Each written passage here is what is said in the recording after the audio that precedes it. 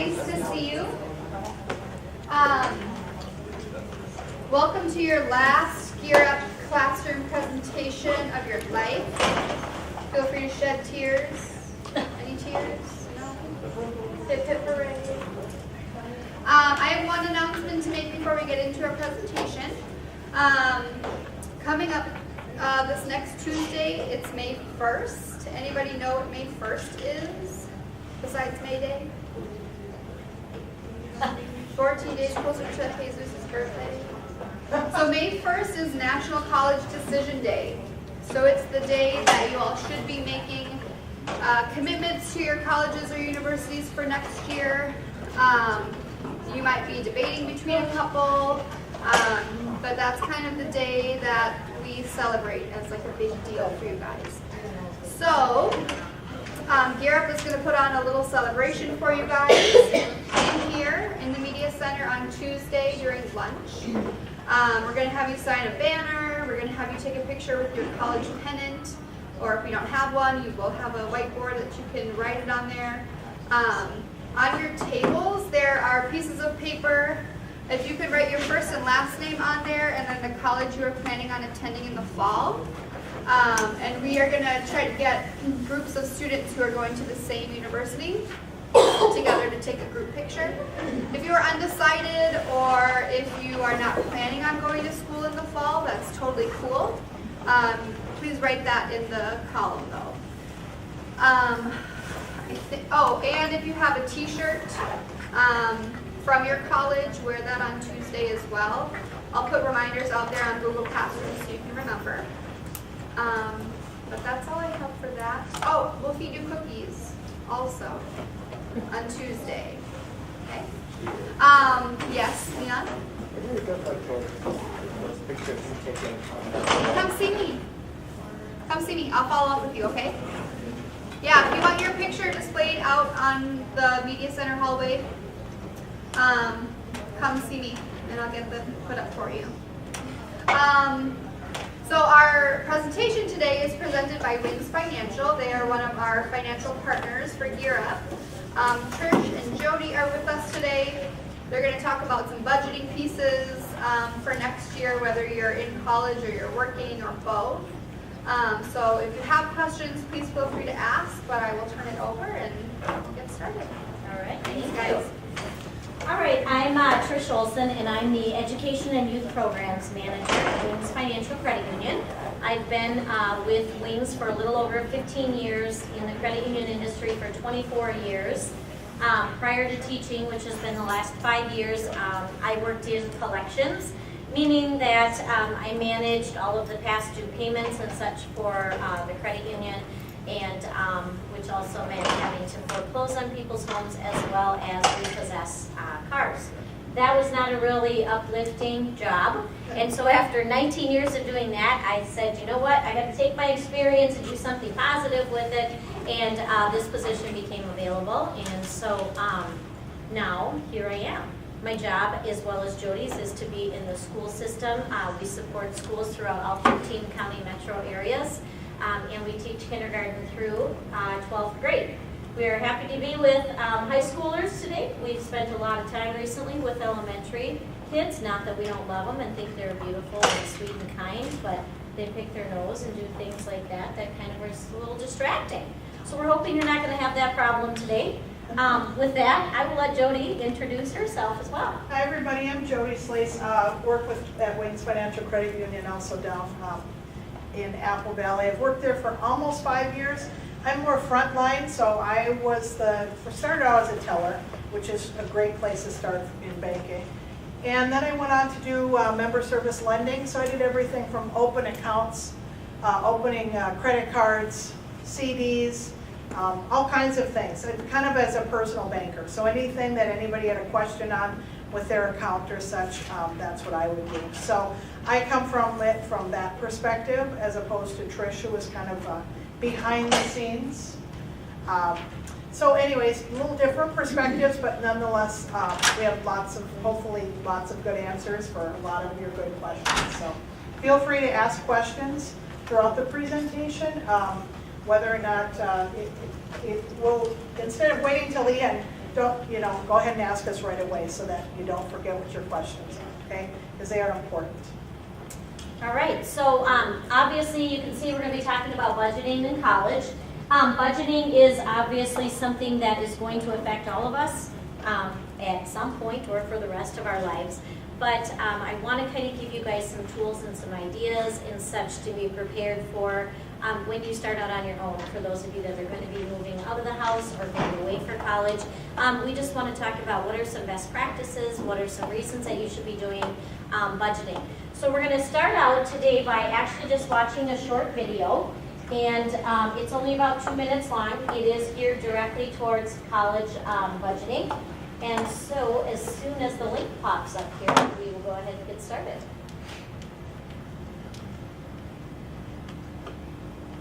More items on your to-do list than hours in the day? If you're in college, you know exactly what we're talking about.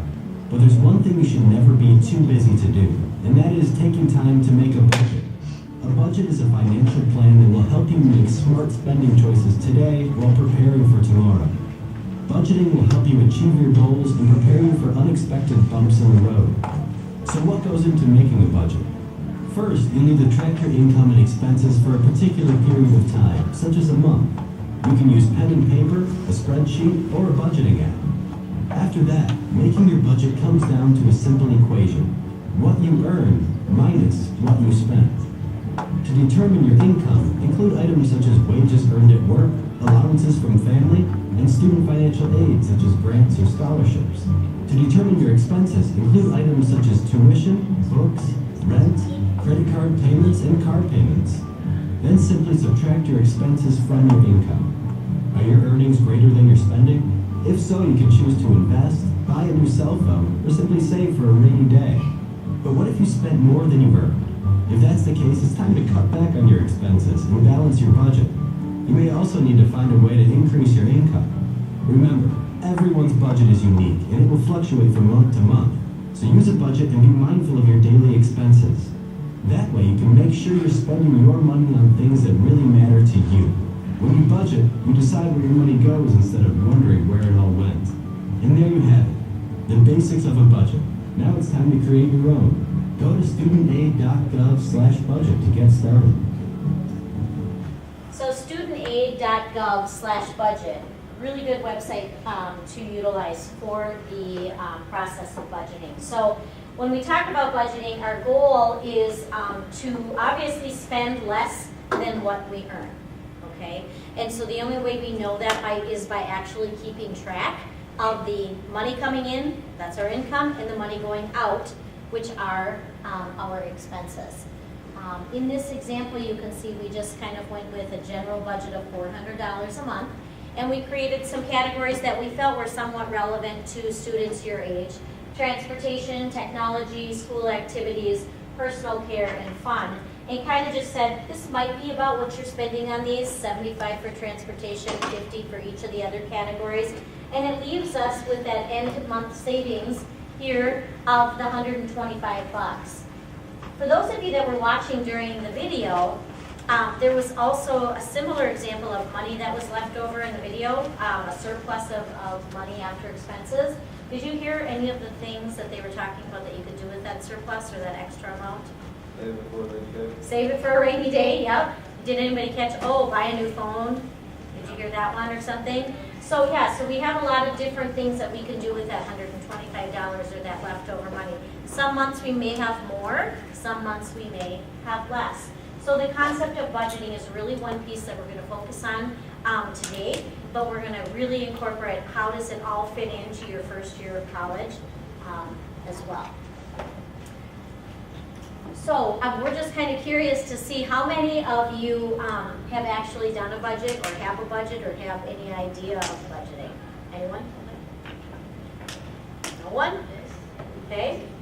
How about, do any of you know if your parents or your family members have budgets that they follow?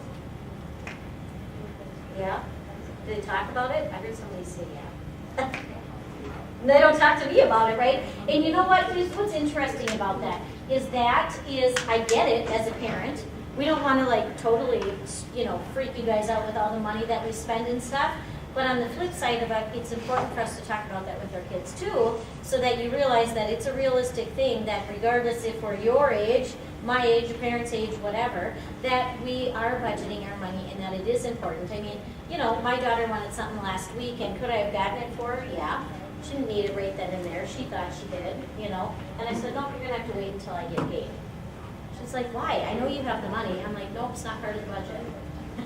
So depends on kind of how you talk about it, how you, you know, how you kind of introduce that concept. So when we're talking about budgeting, I want you guys to think about, does it really matter? Yeah, it totally matters, you guys. It doesn't matter how old we are, how young we are. Budgeting is really, it's something that can potentially be a challenge for all of us, whether we are 18 and just starting out, or whether we're 42 or 62 and we've been out on our own for a really long time. What I want you guys to really think about is that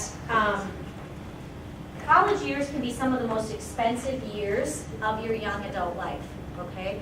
Studies show that the average college student comes out of school, now this was as of 2016, so not super old, but not like last year, you know, numbers, but with a certain amount of debt. And that debt can be a combination of credit card debt and student loan debt. But what do you think that number is? The average college graduate in 2016 came out of college with how much in debt? What do you think? 34,000. 34,000. Yes. That was a good guess. Anyone? What? 40. You guys are both kind of right in the middle. Falls right in the middle. $37,172. So that was in 2016.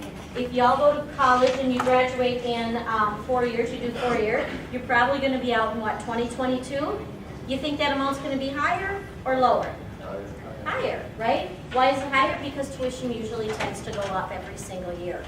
So that's really why we want to talk about the concept of budgeting today and get you aware of how are those changes going to look and feel as you get older, as you become more independent, as you move out, as you go to college. And the sooner that you guys can start to establish good budgeting habits, which hopefully you'll walk away and least start thinking about it now and really start putting it into place next year, the sooner this is going to become second nature to you. I want this to almost just sort of be like kind of a subconscious habit, you know. You don't really have to think about it too much. It's just part of kind of what you do. And that's really what I want you guys to walk away with. When we start talking about budgeting, step one, in my opinion, and Jody and I have really taken it, she's actually really taken it and brought it down to 5 easy steps. We could tell you the 10 steps, 15 steps. We could make it as many steps as we wanted to. We wanted to break it down in 5. So Jody broke it down this way and said, step one is writing down your goals to determine how to spend and save wisely. How many of you have learned about the SMART goal concept in school? SMART, where it's S-M-A-R-T. Do you guys remember what those, remember what they stand for? Specific, measurable, attainable, realistic, time. Good job. That's impressive, yeah. So he said specific, measurable, attainable, realistic, and time-bound. Any goal we have, whether it's a monetary goal or not, try to fit into that SMART goal concept and write them down. We all know, how many of you have a goal in mind, whether it's an education goal, a career goal, a life goal, a money goal? You know something that you're working towards, right? Like I know something I'm working towards, trying to save up as much money as I can for my daughter when she goes to college. She's a freshman in high school right now. I'll be honest with you, I know that's my goal, but I haven't like really written it down. I need to be more specific. Like, am I going to be able to have 40,000 or is it really more 20,000? What is it? So as I'm standing up here today and telling you guys to do all these things, it's a good reminder to myself that we need to write those goals down, try to put them in all 5 of those categories and keep them somewhere posted where we see them on a regular basis. I'm not saying you have to put them on the fridge so that when, you know, Grandma comes over, she's like, oh, Sonny, how's your savings goal? I see you wanted to save this much. You don't have to do it that way. But do it so you see it every day because it reiterates the importance to you and hopefully helps you achieve that goal. Okay? Then you can even take it one step further and you could break it down by short-term goals, mid-term goals, and long-term goals. And short-term goals are typically anything that's less than a year. So So maybe one of your goals at the beginning of the year was being able to pay for prom in cash. I don't know, just kind of throwing something out there. That might have been a goal at the beginning of the year. You're almost, 9 months or whatever, 10 months into it, whatever. And now you've got it, so you've attained that. It's a really good example of a short-term goal that you've attained. Maybe a midterm goal is, hey, in 3 years, I want to have $3,000 saved to buy a car or to put down on a car. And then maybe your 5-year goal is, hey, I'm going to be out of college. I want to be able to have my own place. So what do I need to do that? Well, I probably need to save up money for a down payment or, deposit on the apartment if you're going to rent or dishes or whatever the case may be. So you kind of break it out into those different time frames. Sometimes that makes those goals seem a little bit more achievable. So that's step 1 is our goals. Step 2 is adding together your monthly income. How many of you have somewhat of a consistent amount or that you make every month? Like that you have a job or you get allowance or a certain amount of money from your parents? Okay, so obviously that's going to change a little bit, right? You're going to college, that's going to potentially change. How does it change? Well, it changes because maybe we're not working as much. Maybe our parents aren't able to help us as much. Maybe they're helping us more. Maybe they're giving us more money because now we are out and on our own. So what I want you to think about is that not every family can afford to help pay for college tuition. Not every family chooses to pay for college tuition. So everybody's family structure and ways that they choose to assist monetarily or not is based on how that family feels works best for them. With that being said, I want you to think about how your income each semester can depend on basically 3 factors. So the first factor is how much loan money you qualified for and you accepted. Notice that I use the word qualified and accepted. You might qualify for $10,000 in a loan, for example, but you only need 7. Okay? I want you to consider just take out the 7. If you take out the 10, you have to repay the 10. What is the purpose of the loan you're taking out? To fund your education. So if you qualify for $3,000 more than what you need, you're going to be making payments back on $10,000 instead of 7. You're going to pay more interest. And what are you going to do with that $3,000? You're going to spend it, right? You're going to go on vacation. You're going to have your friends over. All of these things. I'll buy the pizza, I'll buy this, I'll buy that, and before you know it, now you're like, why am I paying a loan, 4 years later for something I did 4 years ago to buy pizza for my friends? So don't over borrow. Number 2 is how many scholarships and grants you're applying towards your tuition and fees. What do you have that's basically free money? Grants and scholarships are basically free money. We're going to talk about that a little bit. Does only a certain amount get dispersed each quarter or each semester? Do you get the whole amount up front loaded from whoever you got the scholarship from? It can vary, okay? And then the last one is how many hours you work for work, study, or a part-time job. How many of you expect that you will work while going to college, whether part-time or full-time? Okay, so a good chunk of you expect that you're going to have to work. Do you think you're going to do part-time or full-time? Part-time? Anyone thinking they're going to go full-time? Good. I'm not saying that you can't do it, but full-time college, full-time work, that is really, really, really tough.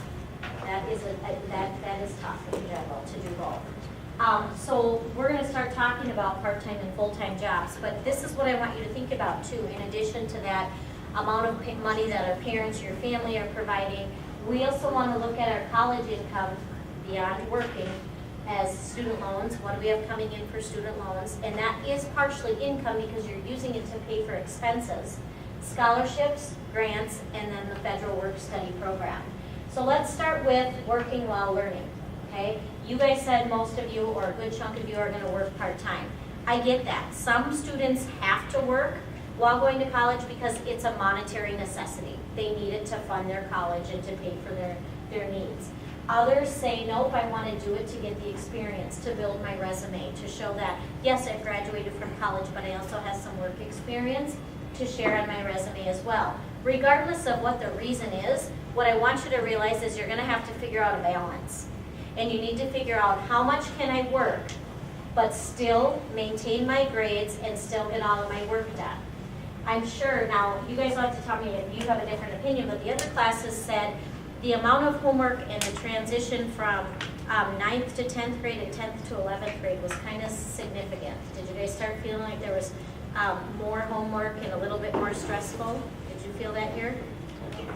A little bit? No? Some of you? Because for us, I mean, my daughter's a freshman, we've had a big transition going from 8th grade to 9th grade.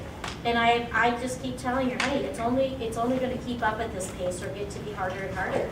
You know, you're going to have a shorter amount of time, more responsibilities, you have to be more independent. How are you going to manage all that? And I don't say that to freak you guys out, okay? I really don't. I say that so that you guys realize that these are realistic things. And as you get into college, your college years are going to be some of the most expensive years of your adult or young adult life. You have more opportunities because you're independent, you're on your own. There's no one to say to you, no, you can't buy those new Nikes, or no, I'm not going to buy you that new phone. If you have the money and no one's telling you no, you're probably going to do it, or you're going to at least strongly consider it. You also are going to have more expenses than what you've had. You're going to maybe be responsible for tuition or books or room and board or meals. So you're going to have to come up with more money and manage more money than what you originally had in your senior year of high school.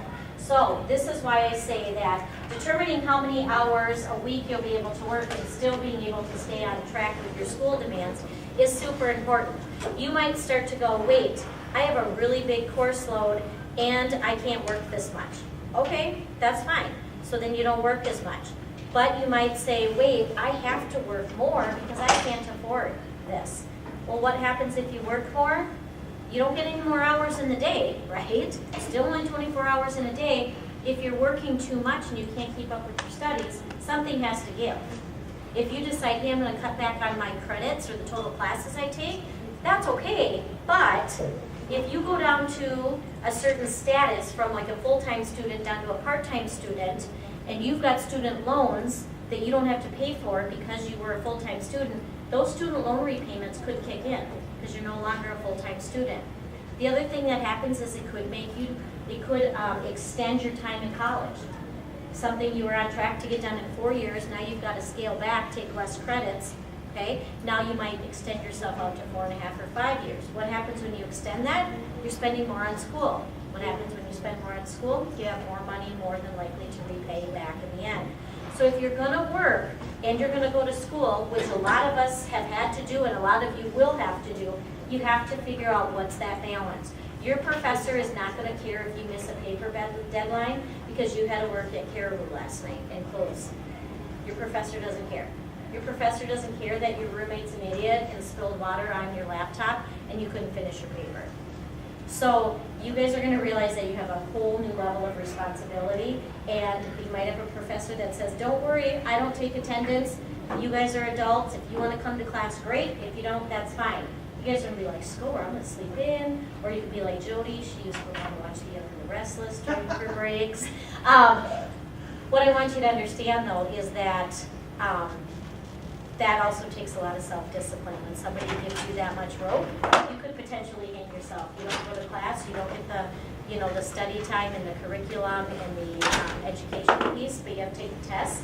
You may not do as well. So that could actually impact you in a negative way. So just really think about the fact that you have to be responsible for your schedule. You have to be responsible for the time management piece. So working while learning was one of the first income areas. One of the second ones is student loans. And so I want to start that area out by talking about FAFSA. How many of you have filled out your paperwork already?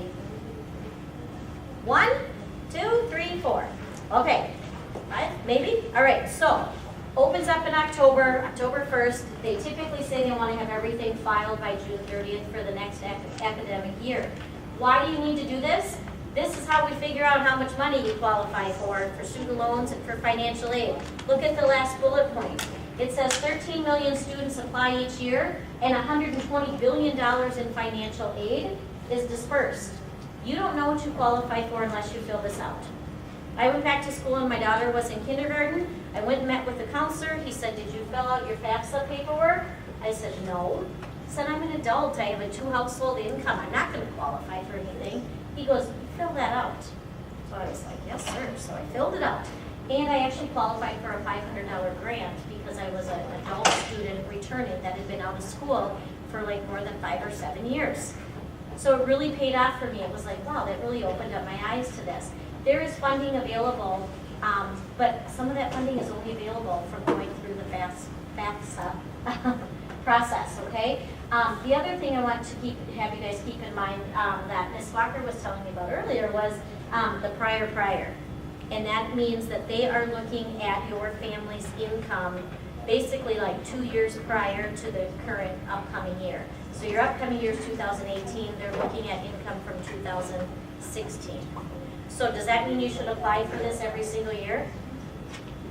Yeah. Because what happens if 2016 mom or dad was making this much, and then 2018 they lose their job, and we're looking back 2 years, your income, that income level changes, and you may have more money available to you, more resources available to you. So every single year we want you to fill out the paperwork so that you truly get a good idea of what you qualify for. All right, so let's talk about student loans. We've got, anytime you hear the word loan, that means yes, you have to repay. Okay, doesn't matter, you have to pay it back. We have a couple different types. Your government student loans, or your federal student loans, excuse me. Those are backed by the government. You have Perkins and Stafford. Perkins loans are really out there more for students that are exhibiting the greatest or exceptional economic need. So if you come from a lower income family, Perkins loans are really designed more for you. There are some restrictions on them, okay? Right now, they're up to about $5,500 a year for an undergrad. So a freshman through a senior that hasn't received their 4-year degree. And the maximum, or the total amount that you can borrow through a Perkins for an undergrad is $27,500. Some of you might decide to go on to grad school. That's awesome too. This still works for you because you go on to grad school, now you can qualify up to $8,000 a year. The max you can borrow is $60,000. But that $60,000 includes whatever you borrowed in your undergrad education path as well. So if you borrowed the full $27,500 in your undergrad, you're not going to have you're going to have the difference between the $27,500 and the $60,000 if you go on to grad school. Okay. The other thing is sometimes funds can be limited with that, so you want to try to apply and get those sooner than later. Just because you qualify doesn't necessarily mean that you're going to get that funding. Stafford loans are virtually available to everyone. How much you qualify for is usually based on what year of school that you're in. Both of these types of loans have deferral periods, and that means while you're a full-time student in school, you don't have to repay these loans. But you are going to have to pay them, obviously, once you get out of school. With Perkins, your repayment starts on the 10th month after you graduate. So the first 9 months after you graduate college, you don't have any payments on a Perkins loan. It starts on month 10. Staffords, you get 6 months. They start on month 7. Does that make sense? Yes? Obviously, if you have money like to spare, can you pay something? Yeah, that's a good question. Can I pay for it before it comes out of deferral status? Absolutely. And if you're smart about it, you will. Yeah, that's a great plan to do that. You can certainly make payments sooner. The other thing I want to mention with federal student loans, they are backed by the government. If you default, meaning you don't pay on them, you will still owe that money. It will ruin your credit, and the government will take any tax refunds that you have coming to you as well to repay themselves back. So you can't get out of these. The beauty, though, of these is that the interest rates to borrow are somewhere between 4 and 7%. And you might think, well, that really doesn't mean anything to me. Where that means a difference is if you look at this bullet point here for private student loans, that is going to be more a private loan through, say, a credit union, a bank, a commercial lender. Sometimes certain state or core agencies will also offer private student loans. But those loans definitely are looked at more as they are not a federal loan. So you probably are not going to have a deferral option there. So you're going to have to be making payments while you're in school. The interest rates on those loans can go all the way up to 14%. So if you think federal student loans are, 4% to 7%, and these can go all the way up to 14, that's gonna be a lot more interest and a lot more repayment on those type of loans, okay? So the last one says, how much should I really borrow? That's where I'm telling you, only borrow what you need, because you have to repay this back eventually anyways. So only borrow what you truly need. Trish, that reminds me, that's one of the 3 things that college graduates said that they would have done differently. Yes. Is they wish they would have borrowed less.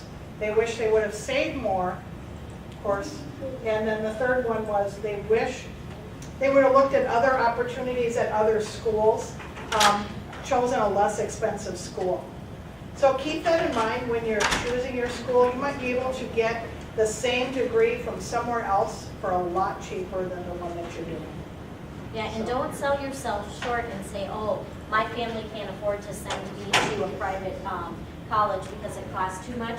Sometimes you might actually get more funding for that through your FAFSA paperwork because of your total household income. So don't sell yourself short. Go for the schools that you want to go for, but make sure that you're really getting the best bang for your buck. You're going to get the best degree for the amount of money that you're spending. All right, so that takes us to grants and scholarships. So grants are usually need-based and available to students based on criteria such as family income. All right, there's one grant out there that's the most well-known grant, and that is, you may have heard about it, the Pell Grant, and that's a federal grant program. Those, again, are usually more for families, both of these actually, Pell Grants and SEOG grants, that really do require some financial assistance that's not going to be repaid. For the 2017-18 school year, you can see the award for Pell Grants was up to $5,920. That's a good chunk of money. It's a really good chunk of money. SEOG grants, those are awesome, but those funds are limited too. So if you think you fall into that low income category, you want to apply for your FAFSA paperwork sooner, get that in, because once that funding for those grants is gone, it's gone for the year.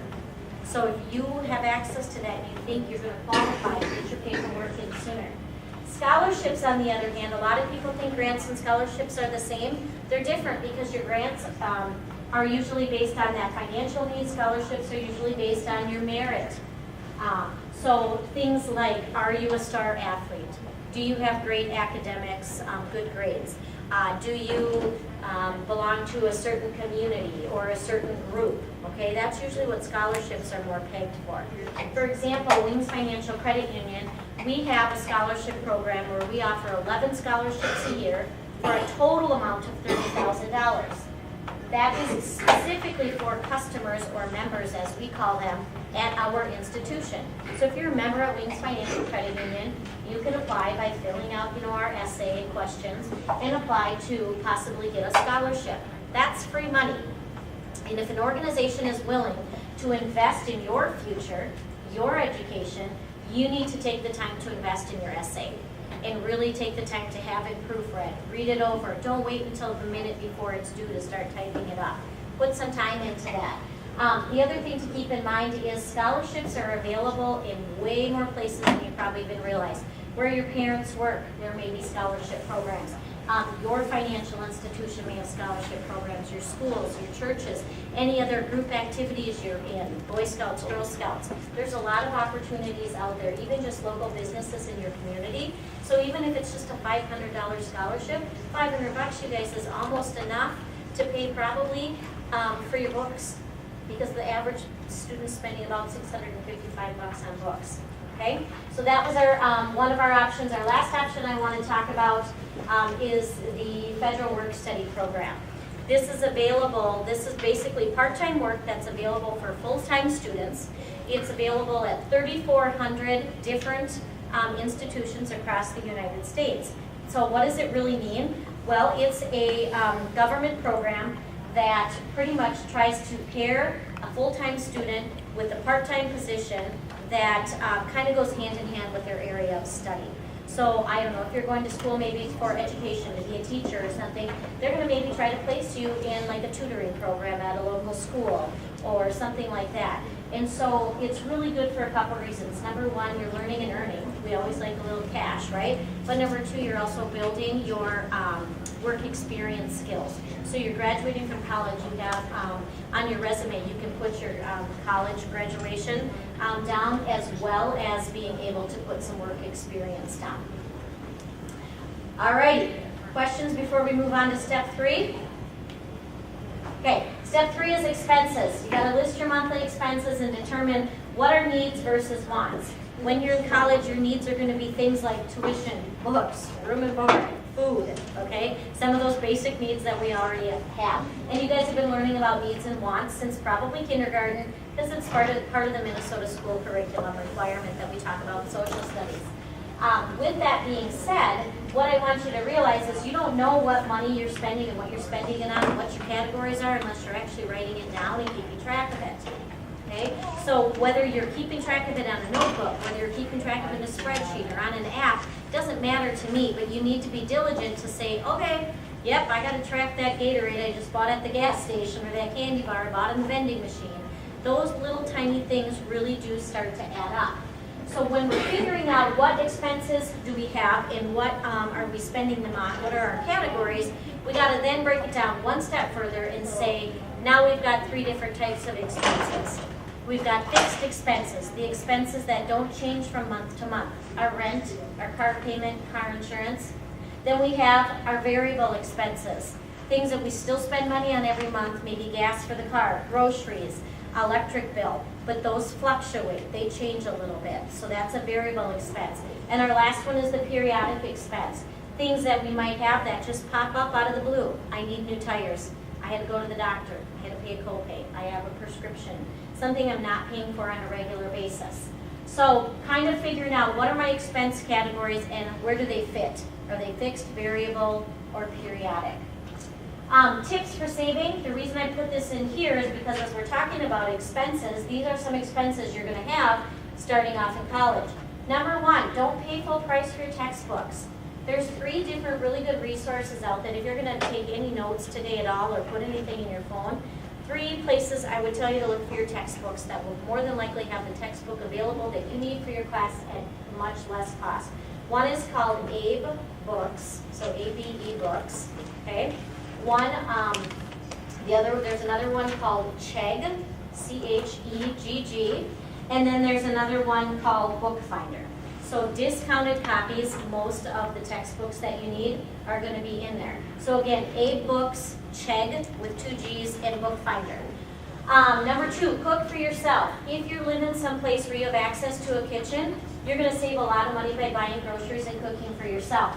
On average, you're going to save around 60%. You'll cut your food bill in half, more than half, by cooking for yourself. Living in the dorm will cost you less for room and board than it will to live in an apartment off campus or rent a place off campus. If you do want to do that off campus living, which is fine, get roommates because then you can split all those rental costs and things like that as well. So it may be less money for you in the long run there. Take advantage of student discounts. Once you're in college, you're going to have a student ID.